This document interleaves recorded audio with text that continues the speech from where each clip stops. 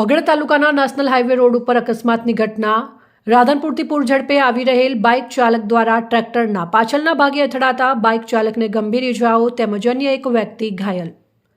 પ્રાપ્ત માહિતી અનુસાર જાણવા મળેલ કે બાઇક ચાલક રાધનપુરના રહેવાસી દેવી પૂજક નરેશભાઈ રમેશભાઈ રાધનપુર અને સંજયભાઈ રમેશભાઈ દેવી પૂજક બંને જણા પોતાનું બાઇક નંબર GJ 24AR 7951 નંબરનું બાઇક લઈને રાધનપુરથી થરાદ તરફ જતા ઉણ તાંતિયાણા 3 રસ્તાની સામે ટ્રેક્ટર સાથે અથડાતા બાઇક ચાલકને વધારે વાગવાથી 108 એમ્બ્યુલન્સમાં સારવાર અર્થે રાધનપુર સરકારી હોસ્પિટલમાં લઈ જવામાં આવ્યા હતા।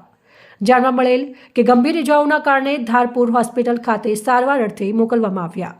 થરા રાધનપુર હાઈવે રોડ ઉપર અકસ્માતની ઘટનામાં એકને ગંભીર ઇજાઓ થતા ધારપુર હોસ્પિટલ પાટણ ખાતે સારવાર અર્થે ખસેડવામાં આવ્યા હતા। ઇન્દ્રસિંહ વાઘેલા, કાંકરેજ।